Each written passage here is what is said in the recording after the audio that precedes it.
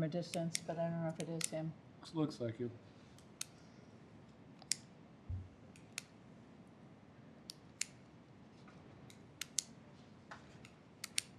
If you want to, Rex, I'll move over this way. And then when you speak, you'll speak up here. And just switch seats this way. There you go. I don't have to touch anything, do I? Do not. Power off, just keep it on. Have you tested your mic? For some reason. Testing. Oh, working.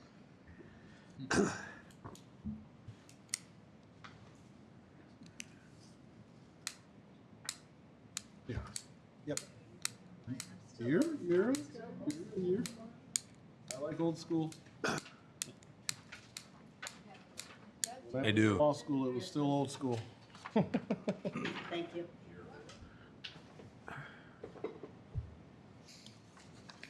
You want one? We're good. I'm okay. Okay, you got one. Mike's making his way. Okay, well, give him a minute. But if he decides to go back to his car a second time, we're going to start.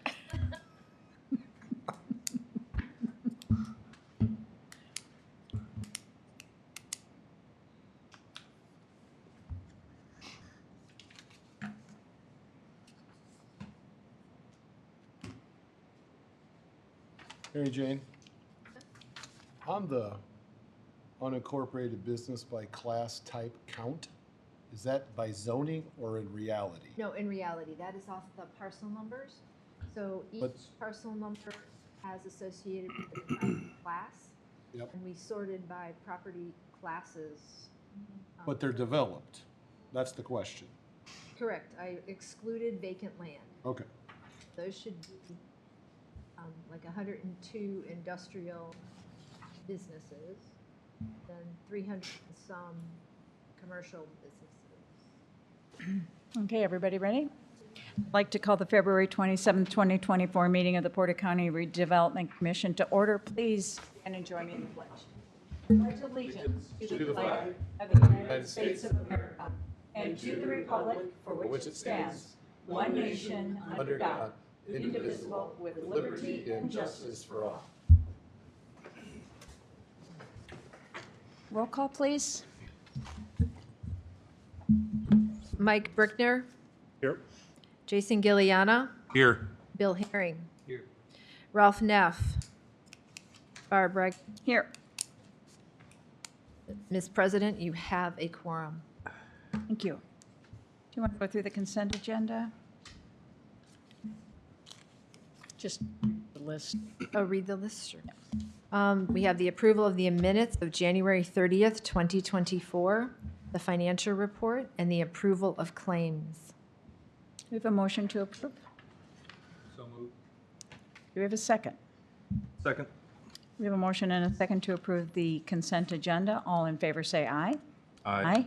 All opposed, same sign. Motion. All righty. We've been waiting for an entire month for you, Rex. Okay, You're up to bat.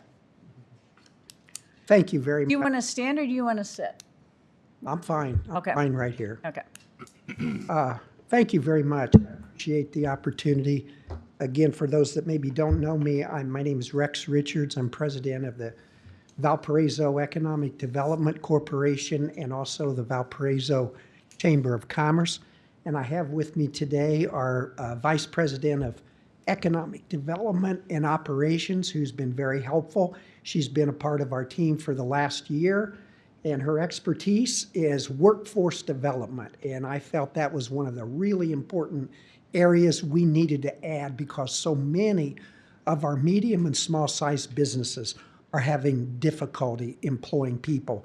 And Vanessa's background can really help those businesses because she recruited people, and so she knows how to do that. So again, I wanted her to be introduced because she plays a very important part of our economic development effort. I also wanted to say I'm really pleased to see that you have two professional people that I know of and I have a very high opinion of Mary Jane. I've known her for several years. I've worked with her. She's done work with Valparaiso, and Mr. Jabo is one of the best engineers in the state. I can't say enough about these two people, and it's really great to know that the county's got some really top-notch people helping. What I wanted to speak about today was a little bit about redevelopment, but also the larger picture of economic development. And you don't have to do any more than walk out the front door of the county administration building and see the ice rink. The Valparaiso Redevelopment Commission had a hand in that. The Vale View Apartments, which is next to the police station, which our former chief is very much aware of, the police station, that was a redevelopment project, an apartment complex. The business that's gotten so much attention this past 2 years, the Journeyman was a redevelopment project. The Lincoln apartment building downtown on Lincoln Way is an example of the involvement of the Redevelopment Commission. Pratt Industries, one of our largest employers in Valpo, their investment is $400 million. They were assisted by the Redevelopment Commission. And last but not least, the one that's going up right downtown is the Link project, the apartments and the parking garage.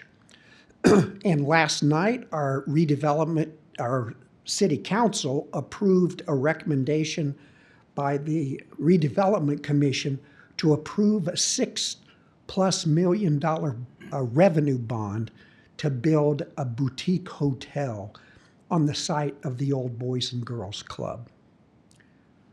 So redevelopment has played a very, very important role in what's going on in Valparaiso. That's really all I want to say about redevelopment. What I wanted to talk to you about was the other things that have to go on to help make a project successful in attracting business and working with existing industry. And I included as a pass out to each one of you the organizing document of the Porter County Economic Alliance. And the history of this is, as you all know, Porter County adopted a county economic development income tax back in 2002 when Bethlehem Steel went into bankruptcy. And the purpose of adopting an income tax was to provide some additional revenue for the county, the communities in the county, and also to try to start diversifying and bringing in new investment and new jobs in the community. And I wanted you all to have that document because for 10 years, the 5 communities that are listed there worked collectively with the approval and the financial assistance of Porter County government. And the commissioners, the chairman of the commission and one of the other commissioners signed the organizing document. So I wanted you to see what I'm talking about. The Porter County Alliance worked collectively. We all have economic development entities. The 3 larger communities, Valpo, Portage, and Duneland, have separate 501c3 foundations, and that's what the Valparaiso Economic Development Corporation is. We wanted to include the 2 communities to the south, and they participated as communities because they didn't have a separate economic development entity. Over the course of about 10 years, county government provided this group with $150,000 a year. And we put together programs to market Porter County collectively and also programs to market our individual communities collectively. So we have been working together And about 9 years ago, the decision was made by the county commissioners not to fund us anymore.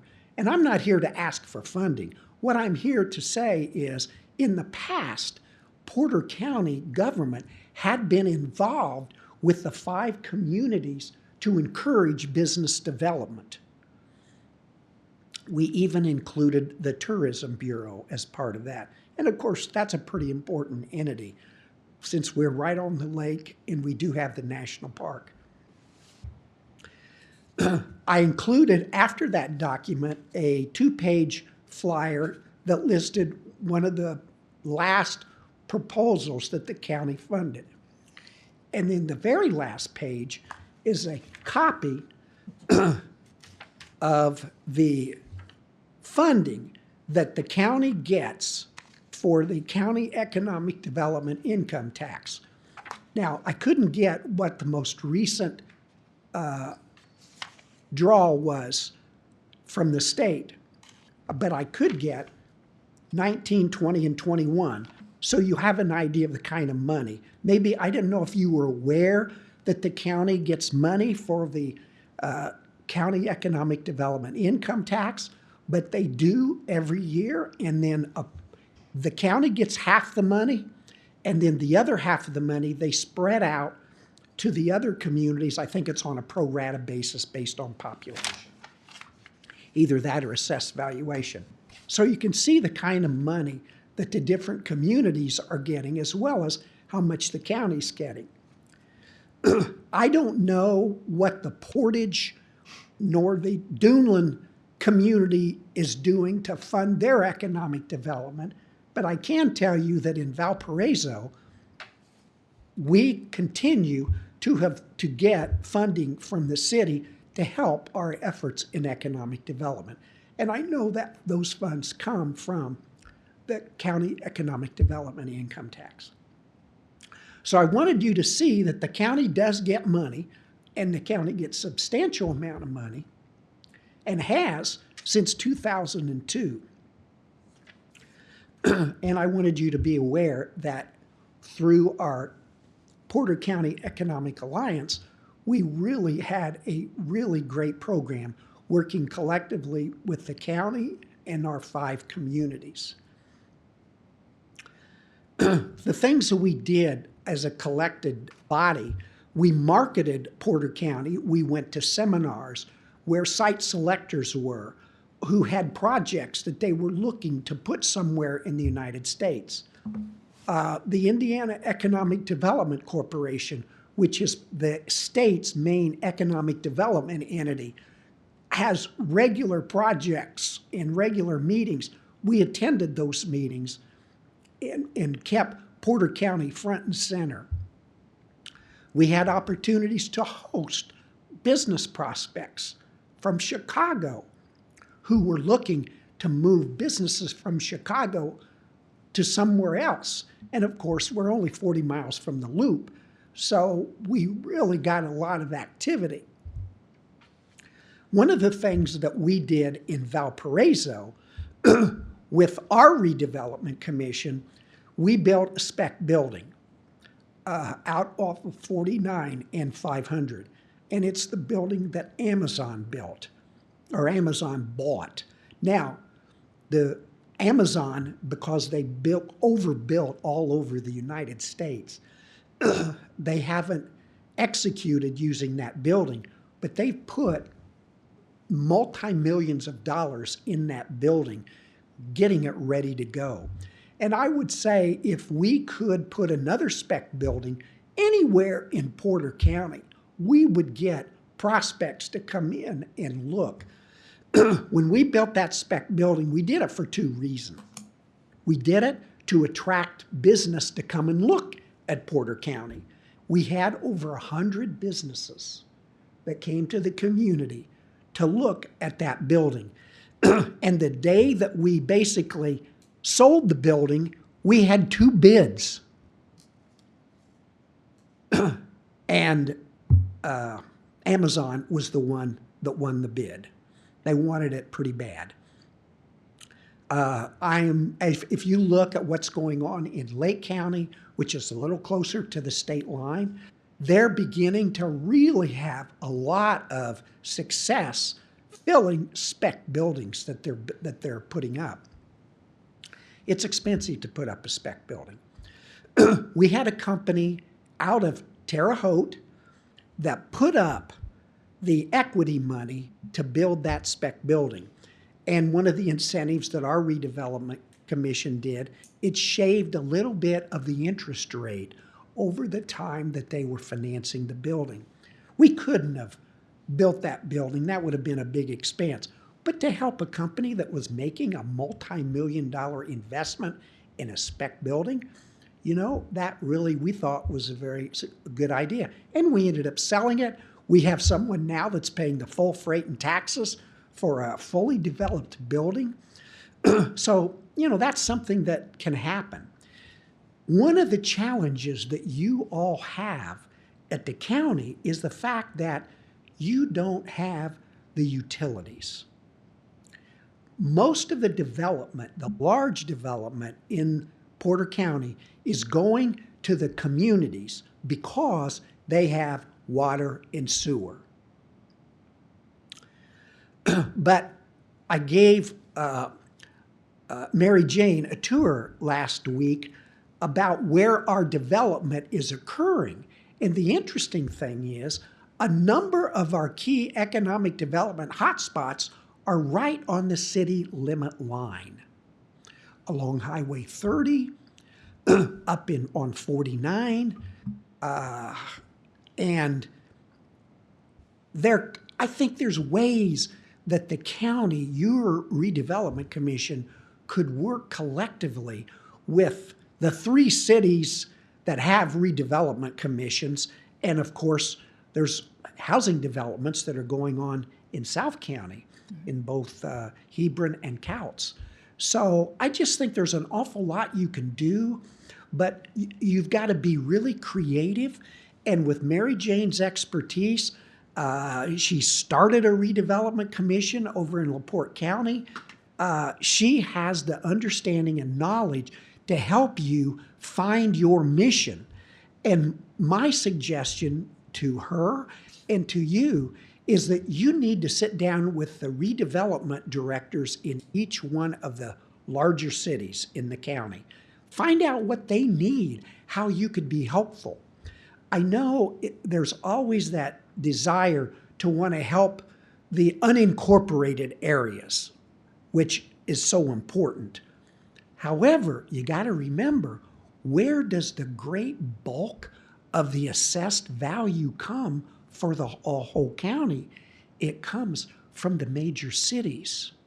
So when something happens in Portage or Chetduneland or Couts or Hebron, the county's benefiting also. So I just know that there's ways that if you're creative and you sit down and you communicate with the 5 community redevelopment directors, you're going to be able to come up with some good ideas where you can work collectively and it's a win-win for everyone. Right. Are there any questions? This is a time for conversation, so we have like 15 minutes to talk to Rex.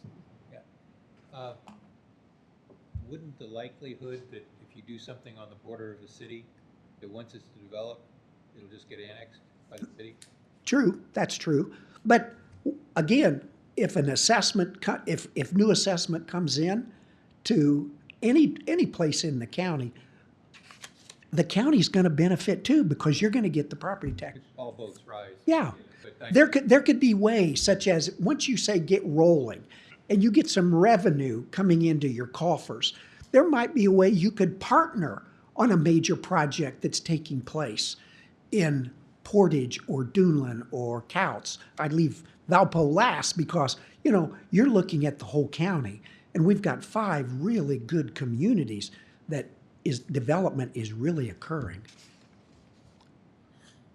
So can you just give the example you were sharing with me in South Haven and what happened when we did redevelopment activities there and what the benefit was to the county? in a nutshell, the concerted efforts to start with the stormwater fix, bringing some of those or a lot of those homes out of basically a floodplain or stopping the flooding. I think most of us that have been here around long enough remember the pictures of a trustee going down Governor Road in a boat after a rainfall. Once we were able to get the backbone of that stormwater system beginning to be repaired, and that's still work in progress, but a lot of it has been completed. We were then able to then go back in and do some paving, some curbing. And as we also, this commission, funded the building that was put on 700 that acted as the staging area for that stormwater work and eventually became a building shared between the Porter County Highway and the Stormwater Department, allowing for South Haven again to potentially be plowed in a more efficient manner during the winter times, as that is our most difficult area to plow because it's on-street parking, and that's not the norm for county plowing except when you're in South Haven. But when the culmination of those efforts came to fruit, we saw a lot of individual redevelopment of the houses, meaning that the individual property owners, we saw a lot of upward lift as far as re-siding, re-roofing, yards getting more clean. Our efforts to police South Haven became a little bit more, that we had some cheerleaders behind us from the community. And luckily, that all occurred right before we saw this most recent housing spike in prices. And so when we started that, rough numbers here, a lot of those homes in there were available for $120,000. After those efforts, stormwater, don't have to worry about flooding. You have a place to put your septic. Your septic, not your septic. What's the word I'm looking for here? Sump pump, that's it. You have a place to put your sump pump discharge appropriately, and then saw the roads getting repaved, and then we saw that redevelopment. But that happened before that most recent housing spike that we have seen. And so now the home values in South Haven across the board, doubling would probably be an overstatement, but a lot of homes in there now, if you go look through the listings, they're in the 160, 180, 200, 210 range, when they were not anywhere close to that. That effect, as Mr. Richards has pointed out, has raised that AV.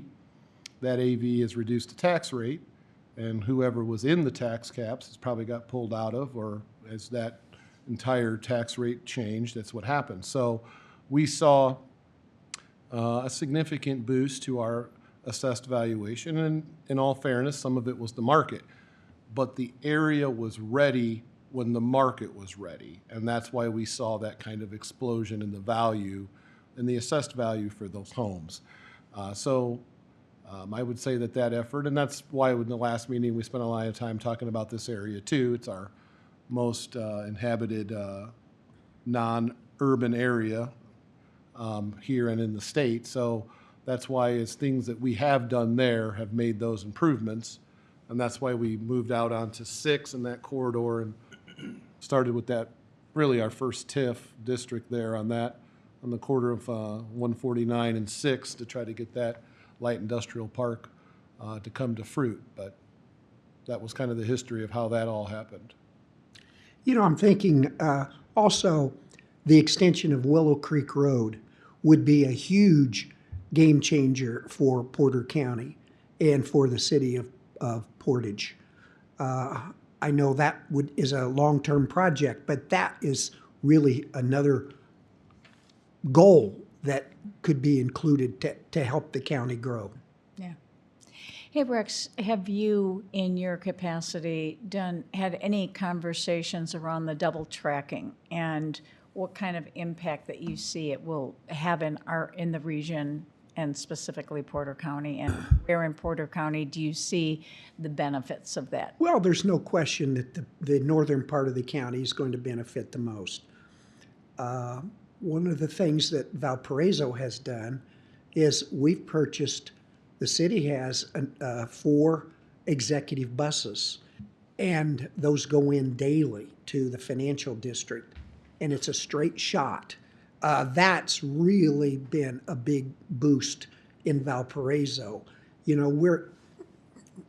know, there are people definitely from Valparaiso that go and get on the train up in Chesterton. There's no doubt about it. It's going to increase the efficiency of getting into Chicago.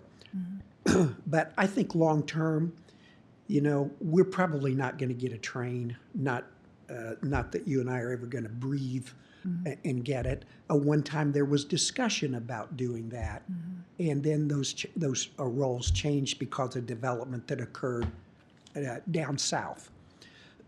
But you can't forget one of the main core attractions of all of Porter County. We have wonderful school systems that are rated top in the state. Chesterton has a great school system. Valparaiso has a great school system.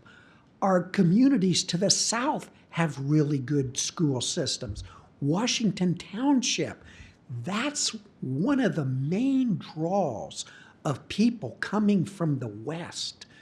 Besides, they can live here a lot cheaper, but they're going to schools that are really rated outstanding. And that's one of the reasons why the property values are going up in Porter County, particularly in Valparaiso. We just don't have the product, because as soon as a house in a certain price level goes on the market, it's sold. And I'm sure that it's happening up in Chesterton. It's happening in Burns Harbor. That's why there is such an attraction of families wanting to buy homes in our county. Do you have any stats on when people buy homes from whence they came? You mean where they came from? We had one of our realtors give a report at our chamber board meeting this month, and she talked about comparing January sales throughout Porter County this year in January to last year in January. And she mentioned that we're still getting people coming in from the west and from Chicago. I Googled today where the highest price taxing areas are in Indiana. It's in Lake County. Hey, Rex, I remember you speaking in the past, and you were talking about like the 5 top things that business prospects are looking for when they're looking to come into an area. One, they're looking for an existing building that they won't have to build. That's why we decided to try building a spec building. Secondly, they look at taxes, particularly if a corporation is headquartered outside of the state of Indiana. A good example is Pratt Industries. Pratt Industries looked at 119 communities. They did have a small box plant already here, but they really liked the fact that their cost comparisons of their small box plant was so much lower than their box plants in other areas in the upper Midwest. So there's no question cost is a big area. Third is if a company's moving to an area, they want to have a good supply of potential workforce. We have a good supply of workforce. The workforce attitudes are changing, though, as you all know. And that's why we're really into having people that can talk to our businesses and businesses coming into the area about what they need to do to attract people. I think the fourth item is if a company locates in a community, they want to be able to have recreation that makes their quality of life really good. And I know in Valparaiso, we have a tremendous park department. Martin Sonnenberg, who was president of Task Force TIPS, has publicly stated that one of the real successes they've had when he was president of the company in recruiting people was that their new employees were so impressed with activities in our park department. And of course, the development of our new skate park in Valparaiso is just one example of one of the reasons why, we have a really great park department. It boils down to quality of life. And the quality of life consists of all those things that I mentioned: lower taxes, great schools, great residential neighborhoods. Another successful thing about Valparaiso is the fact that we have neighborhood schools. And the school board made a decision several years ago not to go to the multi-big elementary schools, but keep this neighborhood schools in the neighborhoods.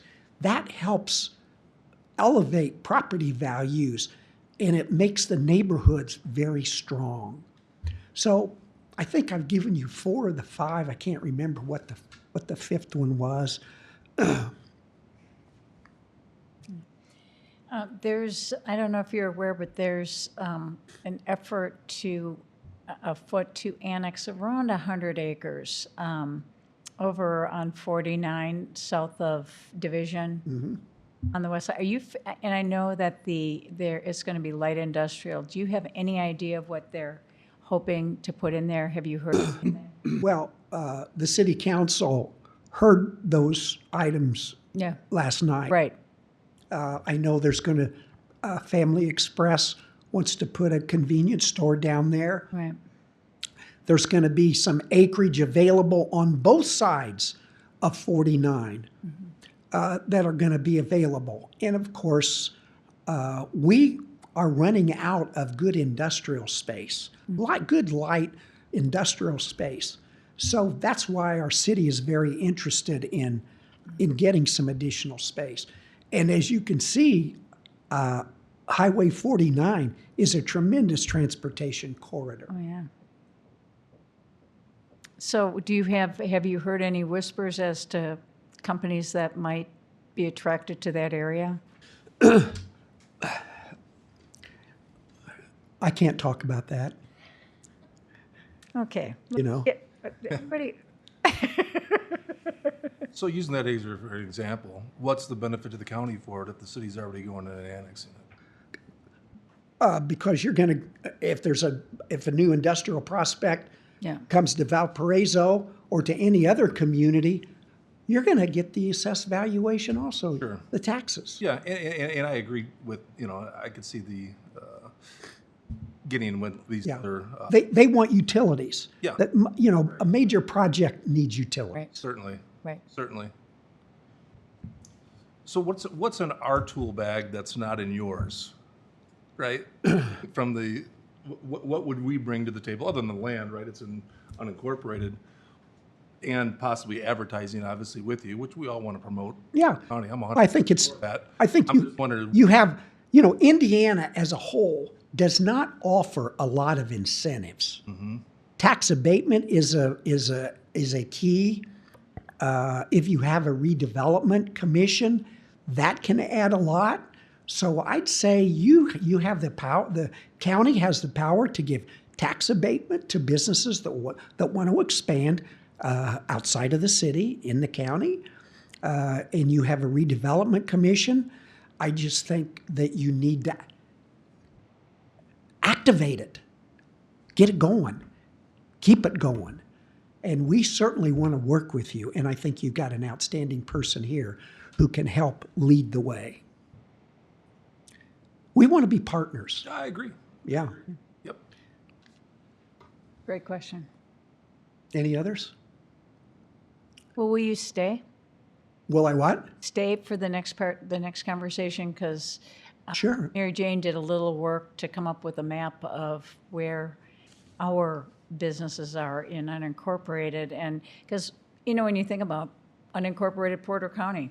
Do we have business? I mean, everybody knows we've got gas stations, but do we have any other? Well, an awful lot of the businesses that are in the unincorporated area are members of the Chamber of Commerce. Yeah. So we very much appreciate those businesses. Yeah, Want them to grow. yeah. Hey, Rex, I was going to ask, you know, I don't want to be a dumb question, but you mentioned that, I mean, there was a contract that the county was involved, we signed up to partner, and then you said that the county withdrew from that partnership in 2009?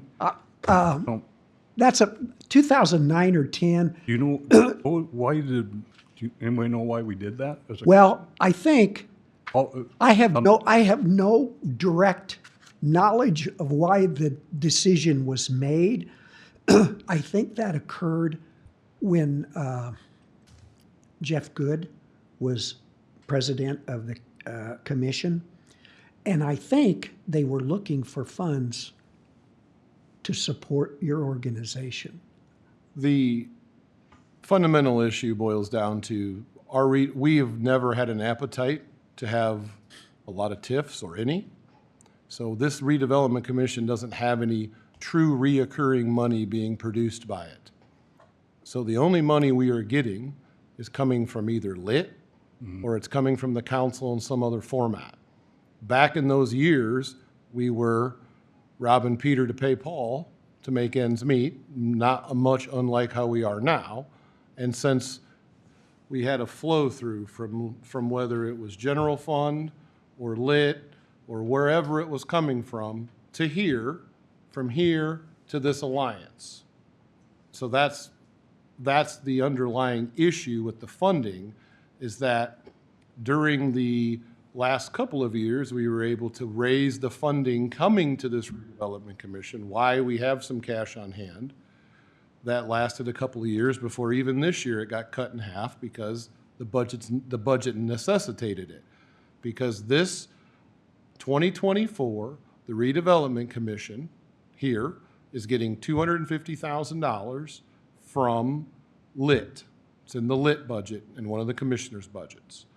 In 2022, it was getting $500,000. Except for we didn't get it, so, Well, Yeah. that's a different, Right. it was budgeted, right, right. okay? So the problem we have is we have cash on hand. That cash on hand only really primarily came from two locations. Either the lit budget, putting it here, or we were getting, and that's now, I believe, done and trailed off, it was the 10% of the savings on the hospital tax abatement was also coming here. That was the two primary sources. The hospital abatement money is what primarily built the building on 700 in South Haven.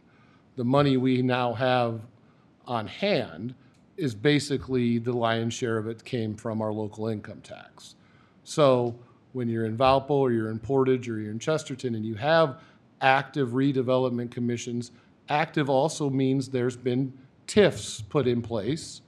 Those TIFs then have been redeveloped, and as we all know, on how, over the assessment, whatever has been gained, that's what the redevelopment commission in those cities are budgeting off of. We don't have that as of yet. That was one of the things we had started to do with the TIF on 6 and 149, was we are now, that Casey's has gone in, that Casey's is going to produce a small amount of money when it's fully been assessed into our redevelopment commission. So the problem ultimately with this redevelopment commission has been a funding source, but if you take it back a step, traditionally that problem really is, as a whole, the commissioners, the council, and the plan commission, all of them together they've been very leery of doing TIF areas. For one reason or another, for whatever differing theories there may be, so we don't have those underlying TIF districts that are producing money independent of our lit or our general fund. So that's really the original reason why we operate differently, is because of that funding at the back end. So here in 2024, are we in a different, asking for a partnership, are we in a position to partner? Well, I'm, A discussion? I think this is a discussion. I think Rex was pretty explicit. He wasn't here asking for. Yeah. No, I mean, I not think, money, but for yeah. partnership, yeah. yeah, I think we were here to, but we got to find out. I think Barb is attempting to get everybody educated on what's available. Rex is one of our valuable assets to tell us what's going on with redevelopment. And I think that's where we're kind of starting this conversation out. But going back to that 8, 9, 10, I was around for that. And that had to do with flowing money to an alliance when we were back at this end trying to figure out how to make health insurance payments.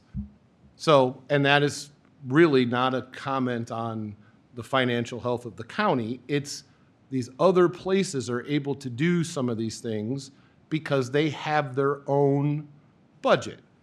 If this redevelopment commission had several TIFs that were producing money, this body would be in charge of, like it is now, it just doesn't feel the same because there's not the same kind of money coming in. This body would have control over its budget, its money, and then statutorily with its direction. It all starts at the beginning. We don't have those TIFs, so we don't have that independent money coming in for this redevelopment commission. Now, that's one way to fund it. We could always fund it through lit or whatever. The problem is, as you know, on the council, is that when we get to budget time, everything gets stretched to the max, and that's normally where we would have problems adding, and this year we actually subtracted from what this board was going to get because it just didn't work in the budget at that $500,000 level. I think we might have been able to keep that 3 or 4 years, something around that line. And then after that, last year's just necessitated it being cut back to 250. So it's a big trail. Does that make sense?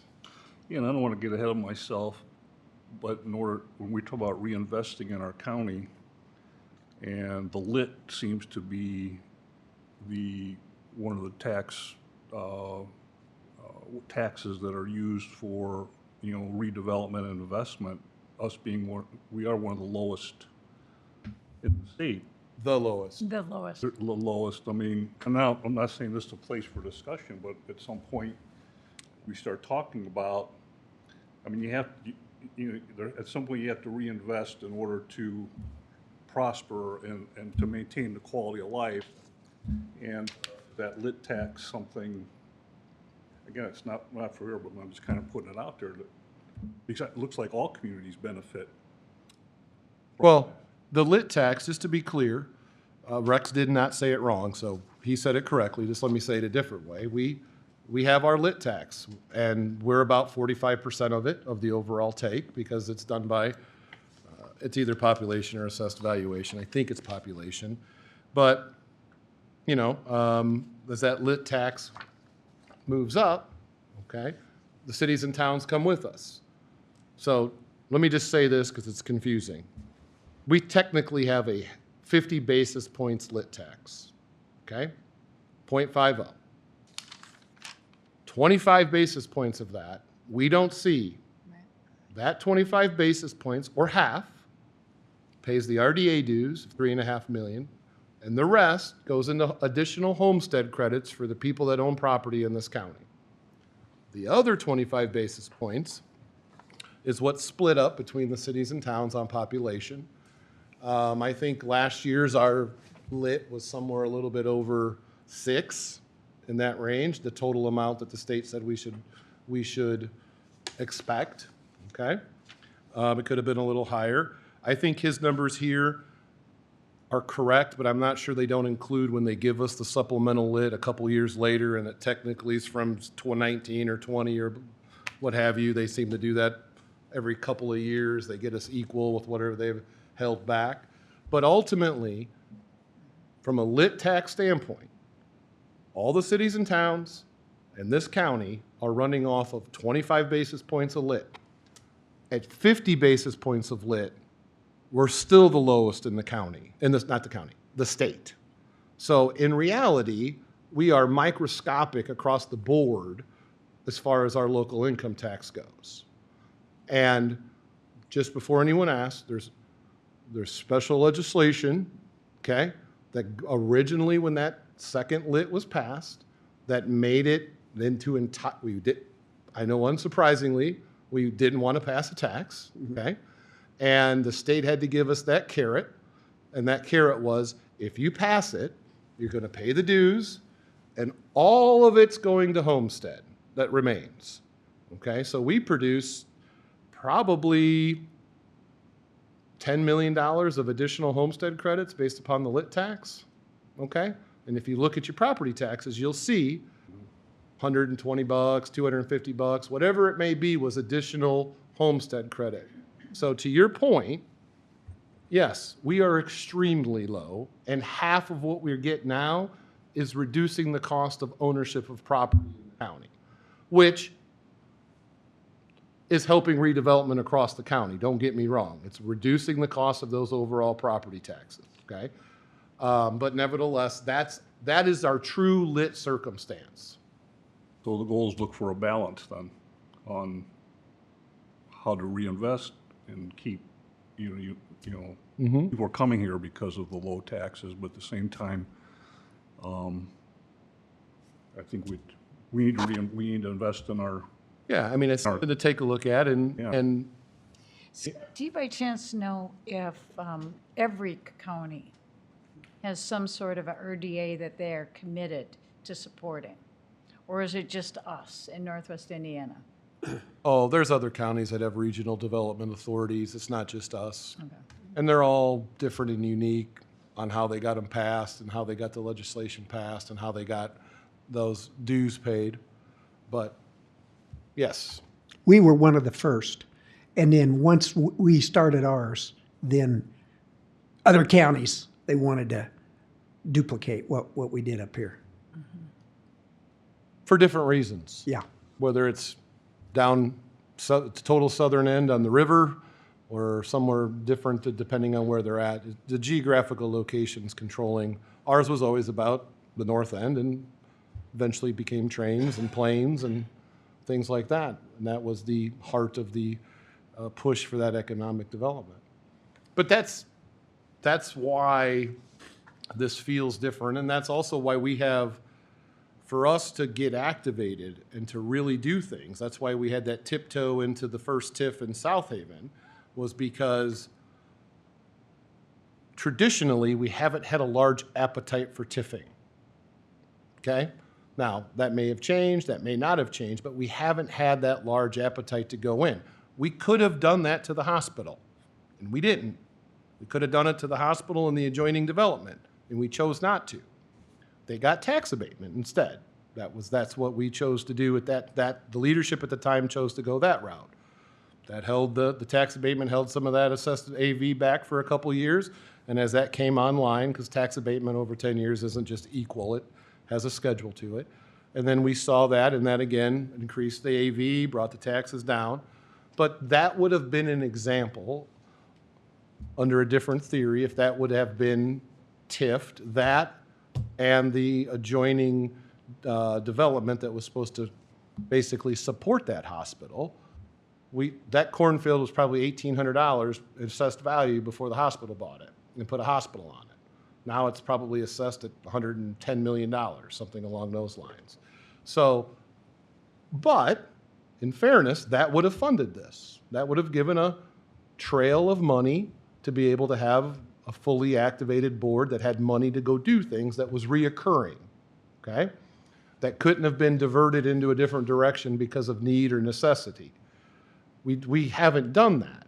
So the problem is that whenever we go to do something, we have to be getting money from another place to do it. And as we all know, when you aren't sitting in this meeting, if you bring up things to spend money on, there are a lot, and I don't mean they're dumb, they're just roofs and HVACs and whatever the case may be, buildings and things like that. And so it's difficult to have a reoccurring something coming out of this board, because as the truth is that whatever we have on the books, the council next year could say, or this budget session, it's just, we don't have that ability on lit right now. We can't divert it to the redevelopment commission. We need that money for something else. Now, we hope it doesn't, But we found ourselves in that situation in last year's budget time. So that's the difference. Now, because we didn't put the TIF on the hospital in the adjoining development, we saw that AV come into the county quicker and directly, and it therefore dropped the tax rate and pulled a lot of people out of the tax caps, because at the time, when tax caps were going in, we were bumping into them. And you have to understand with tax caps, the simple thing is they get AV, they know, like Mr. Brickner, we're going to get, the state's going to tell us our growth factor for our general fund budget sometime this year. And that's how much it's going to grow, and that's how much it can be. So whatever that number is, let's say it's $40 million. They're going to take the assessed AV and $40 million and solve for Y and come up with the tax rate.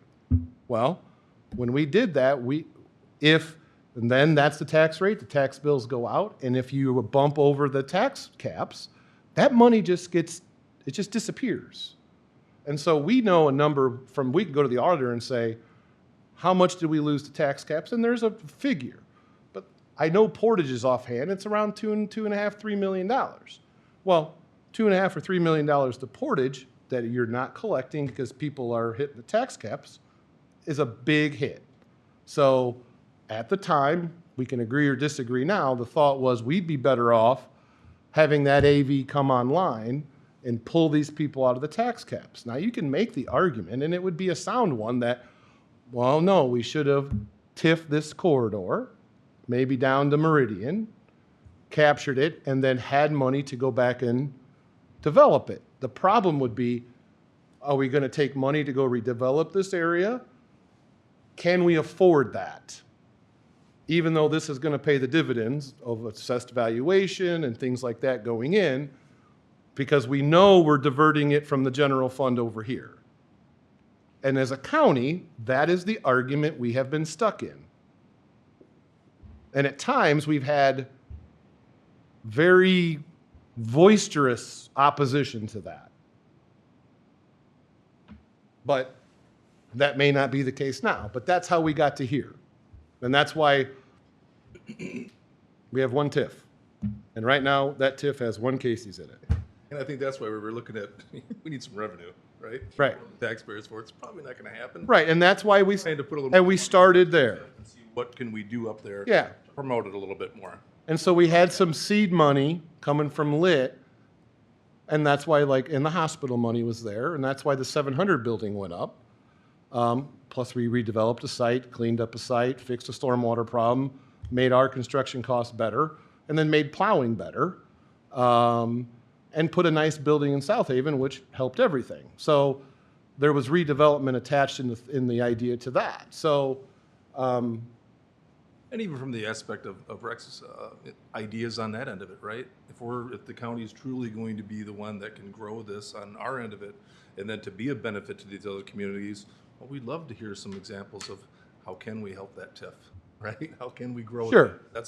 That's how we're going to grow. and the reason why we've probably not been waving the flag of come tell us what we could do to help is because normally within the first one or two things they need is additional help with funding, which is really our board's Achilles heel. Yep. Okay, and so that's why we haven't said, hey, Chesterton, Portage, what could we do to help?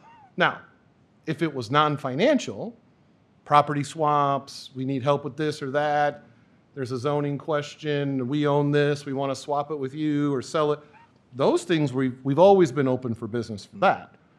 But a lot of the communities, the help is money, which I understand, it's not a bad thing, it's just, but that's our Achilles heel here because we don't have that reoccurring budget. I mean, Rex, if you happen to know, what's the Valparaiso Redevelopment Commission's budget range?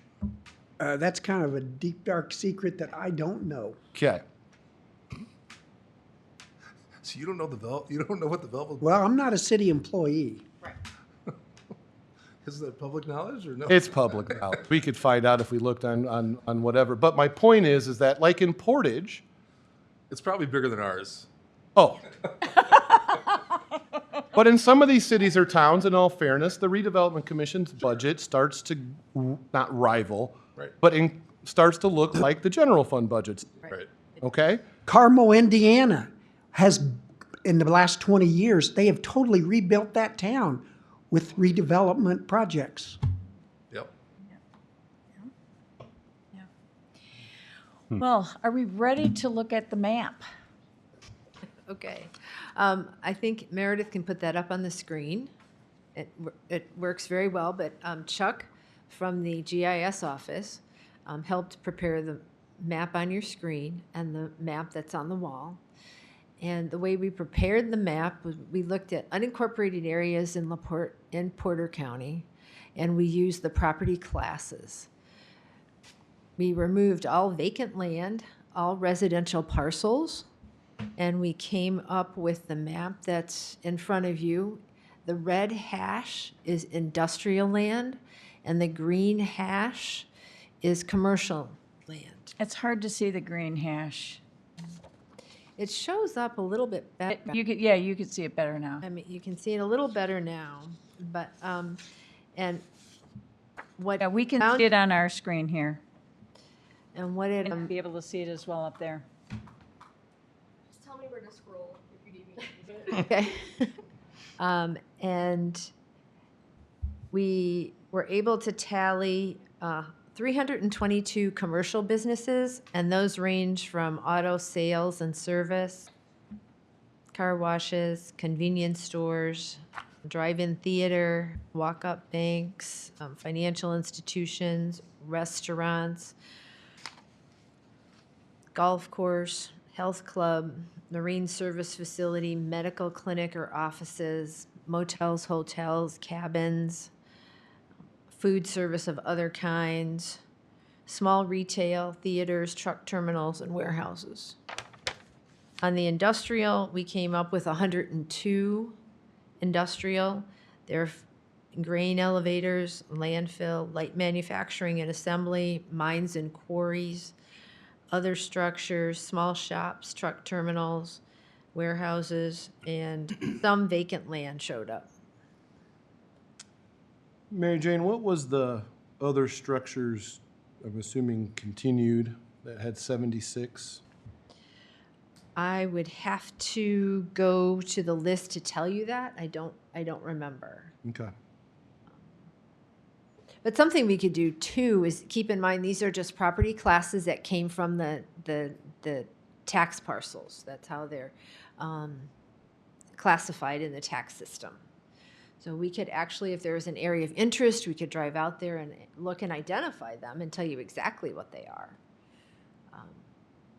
They seem to be, when you look at the map, they seem to be in more the center and northern part rather than the southern, the larger parcels that are industrial. That area that you're looking at for the 100 acres you guys are talking about, where's that at exactly on here? What's the, It's Division and 49.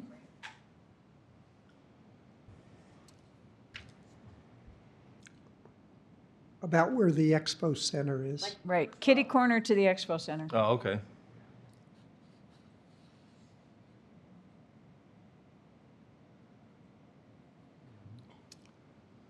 That's not 12, that's I-2. Oh, sorry. I-2 zoning, light industrial. And the zoning map is overlaid on that, Scott, as you requested. I-2 is light industrial, I think. It is, That's where NIPSCO is, right? Yes, Says I-2, yeah. yes. this is the fairgrounds, this is Aldi, this is a farm. And IN is institutional, right?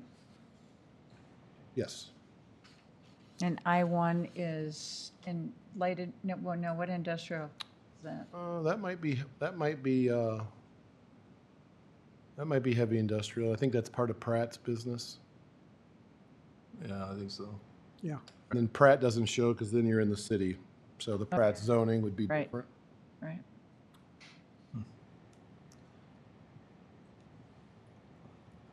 I-1's light industrial, I-2's general, I-3 is heavy. Yeah. What was I1 again? light industrial, And I-2 is general industrial. general, oh, yeah, okay.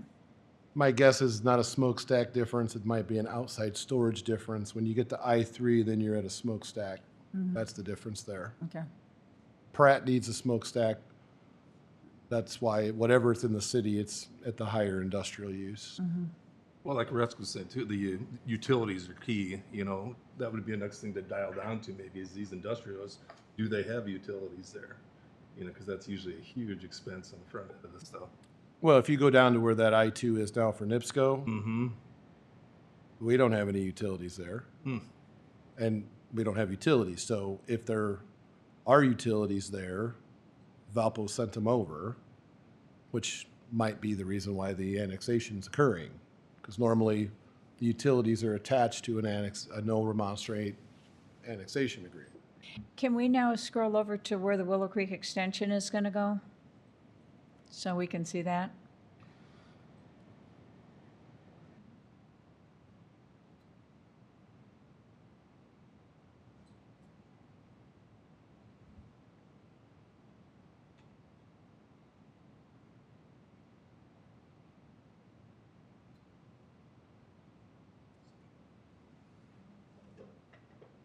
You know, it's starting at 700 North.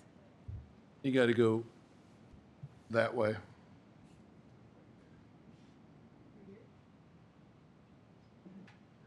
Go east on the map.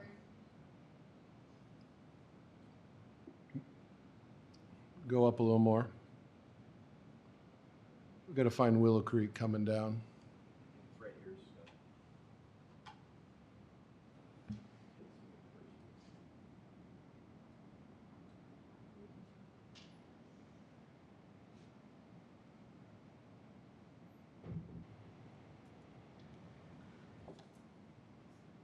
Is that a done deal? The Willow Creek extension, is that a finalized? Well, that's a tricky question to get at. What was the question? It's in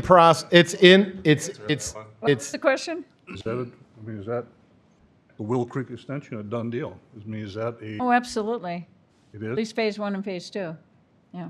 That's gonna, okay. we have yet to figure out where our match is coming from, but beyond that, yes, we have funding for phase 1 from 700 to 130. There's funding available for that. There's funding available for the bridge to get over 130. But there's some milestones there that we have to meet with certain matching, which I don't think from 700 to 130 itself is a large expenditure of what we would need to match.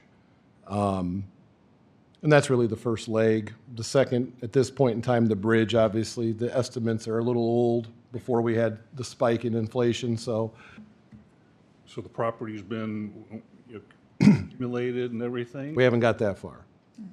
I believe the environmental, quickly, originally, we wanted to do from 700 to 130.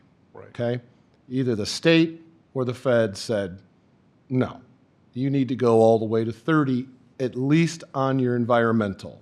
We wanted to do phase 1 on that environmental to get us to 130. Either the state or the Fed said, no, do the environmental all the way to 30.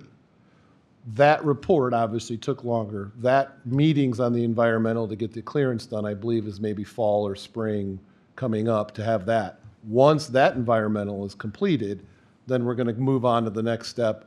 And I believe engineering is happening, maybe coinciding right now with what's going on, at least from a higher level. Once that is complete, then the land acquisition would begin.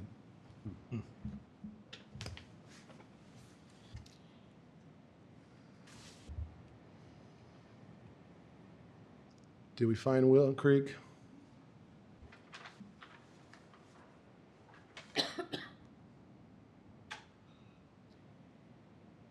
You need to go north. Go North a little bit. go up. It's this general area without the street names. I'm a little thrown off. Oh, no, you were right. You were right. Where it said 700 north in that little. Oh, shoot. All right, so see right here? There's Willow Creek up in the left corner. See that yellow R1, the Yeah, yeah, east-west to the west end of that, that's where we'll. okay.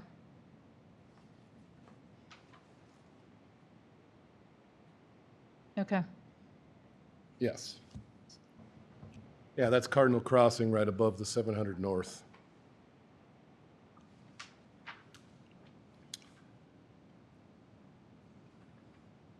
I have another commitment I have to go to. I appreciate anything we can do to help Yeah. regarding your meetings with Yeah. businesses. We'd be more than glad to help. thank you so much, Rex. Thanks. Truly appreciate it. Thank you for all of your help. Well, one of the things that Mary Jane and I had talked about is our next meeting, maybe meeting a half an hour, starting a half an hour earlier. And so Rex used the term and Scott used the term, and get us activated. And that is really, what do we want to focus on in 2024 in our tenure on this board? What do we really want to focus? One of the things that we're looking at is bringing the TIF documentation to understand what the thought process was when that TIF was first put in place. Every TIF has an economic development plan, and we can share that, and I'll share that with you in advance so that you can look at that. That gives you ideas for what the TIF's intended purpose was, what type of infrastructure improvements, what type of community improvements, what type of quality of life improvements. So that might be a good starting point to have a discussion. But then in general when you think about redevelopment, we could pick anything, right? But what do we want? What do we want to pick? What do we want to work on?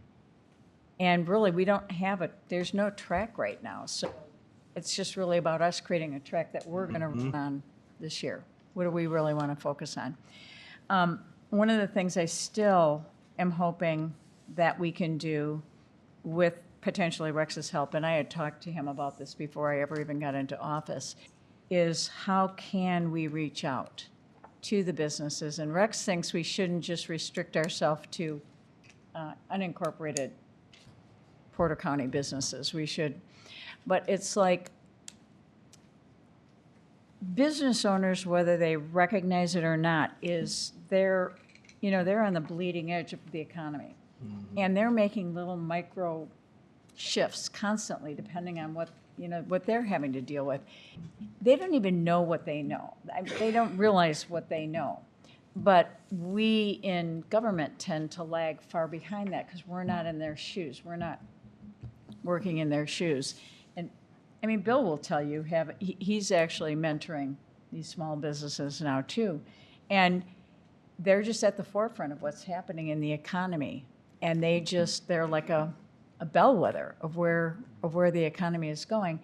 And we don't know what we don't know. When we reach out and we talk to some of these business owners, it's like, what is keeping them from expanding or developing, or what attracted them to move their business to where they moved it to, and how can we encourage more growth, more business development and economic development and redevelopment in unincorporated Porter County.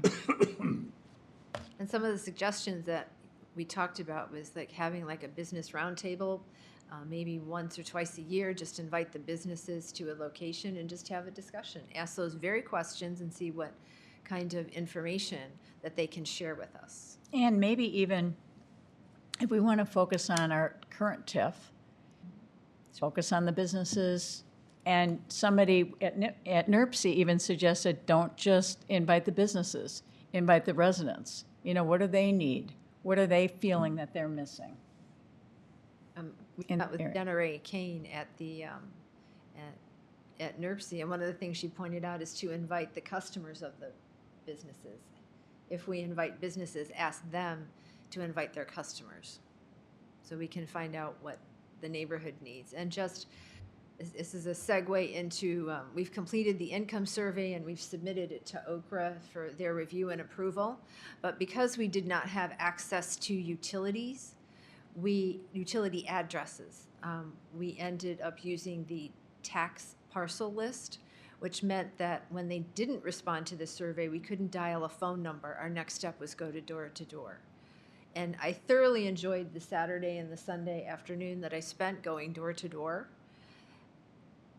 Many people actually answered their door, which I was surprised. We had young families, we had senior citizens, we had single households and older as well as younger. And when we ended our interview, we would always ask, what could we do better? And there are three things that came up in South Haven, and that was the project area. The first were roads and stormwater, which we've talked about, and I think Scott described the excellent effort that has been made. People just walking it, their driveways, there are no curb and gutter, their road is just eroded away from the water. The second is sidewalks. All manner of people wanted sidewalks. It was families with children. They recognized, they said, yes, I know my children are going to be in the street, but it would be really nice to have sidewalks just to be able to walk with them, teach them to ride their bike, just to feel a little bit comfortable, to let them out, let them walk to school alone, things like that. And then the last was some type of transit service. We met a couple of families that had disabled children that are capable of using transit to get to and from work that is not within South Haven, but they have to drive them every day. And part of the TIF, when it was originally envisioned, was having some sort of transit, getting people to. And the other thing is that if you are automobile impaired, so to speak, you choose not to drive, don't own an automobile. When you look at the service list that we just looked at here, there's no unemployment office, no social security office, there's no legal services. I mean, those all require going to Valparaiso, Chesterton, a neighboring community, and some people just are unable to do that unless people take them. Their neighbors, which by the way, in South Haven, they said they have wonderful neighbors. The senior citizens were, one woman was just extremely excited. She came here a year ago from Illinois. Her neighbors take her to church. Her neighbors give her leftovers, which are her favorite things because she doesn't have to cook. And they drive her to the grocery store. So that kind of gives you a story. Would anybody have an objection to meeting a half an hour earlier, just to do more of a visioning, mission statement, looking at the TIF information, and kind of figuring out what we want to focus on this year? That'd be okay? That'll be a challenge for me, Okay. but you can start without me, if you have a quorum, I guess. I mean, but just personally, it'll be hard for me to make it here by 3:30. Okay.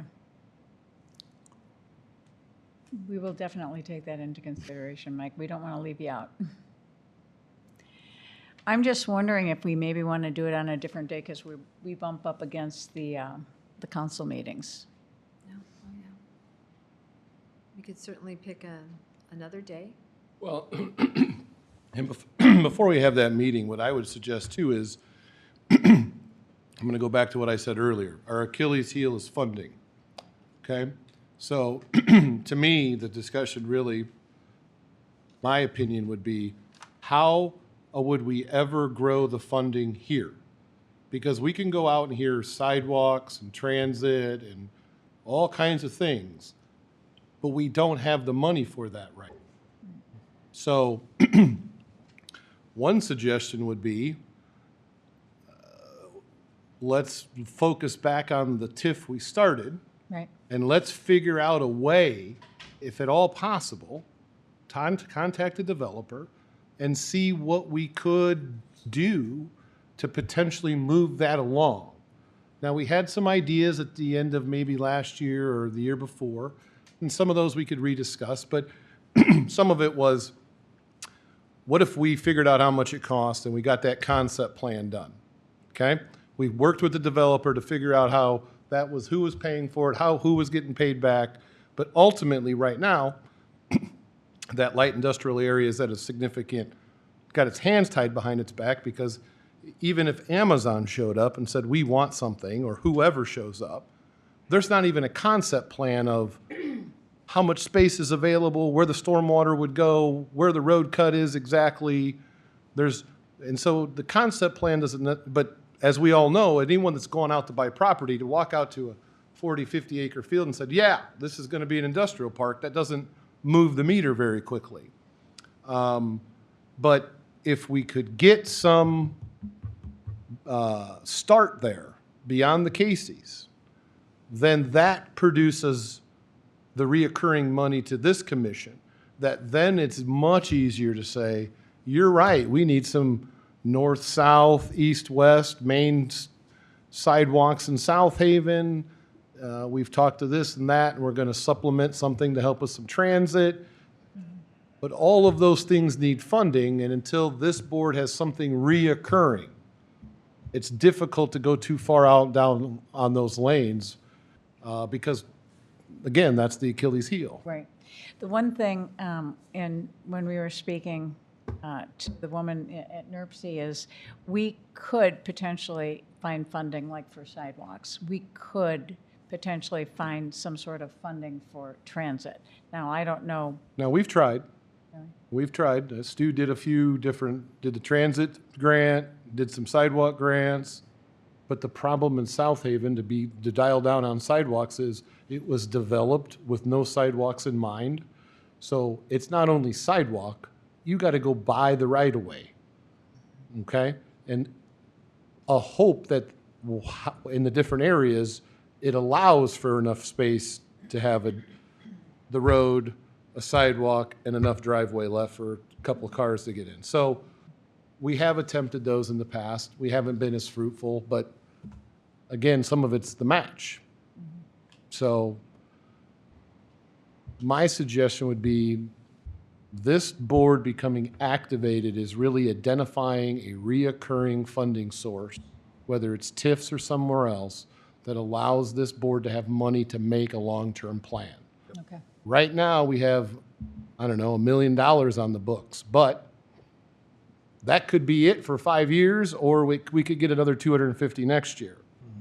But there's lots of need, but we have to find the original foundation of reoccurring budget to tackle some of those things. Okay.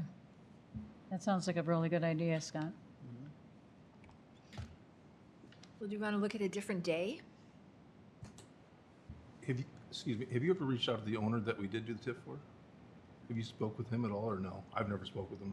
The industrial parcel? The north of, I have not, no. okay. He's given me, I believe he's given me a data dump, and I'm looking through there, and I think there is some contact information.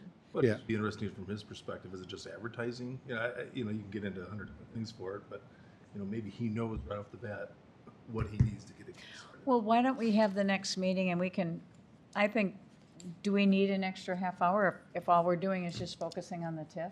No, I think Mary Jane reached out. I think his name's Mr. Katz, if I remember correctly. Correct, yeah. Get a hold of him. I know he does a lot of his wintering out of the country, but I think Stu was able to contact him and get an idea of where that is. And I know at some stage they were talking about something like I was saying, a concept plan. Right. And ultimately, some of the issue quickly is that these developers, this pair that owns this, have owned this for a long time. So this isn't like something they've gotten and just got and don't know what they have. They know and have felt some of the pressure on what it is to get that done.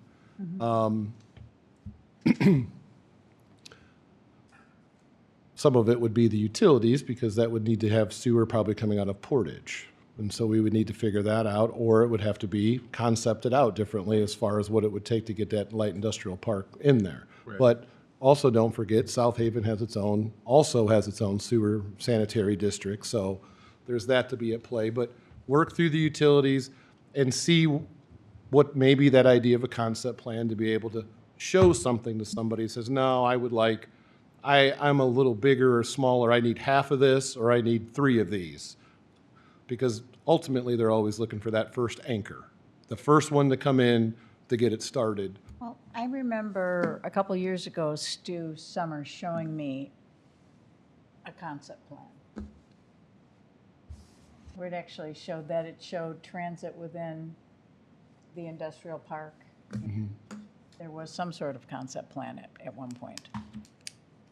I will start and continue to look through the data that he shared, and if Yeah. I don't find it, I'll ask him, and then we'll have that as well for our discussion, Okay. if I Yeah, can find it. Great, We'll start looking for it. if I can. perfect. Okay, any other items? I'm going to open it up to public comment. Do we have anybody that would like to speak on anything? Okay, our next meeting then will be on Tuesday, March 26th at 4 PM. And if there's nothing else, we're in recess. That's March 26th, March 20, spring break. oh no.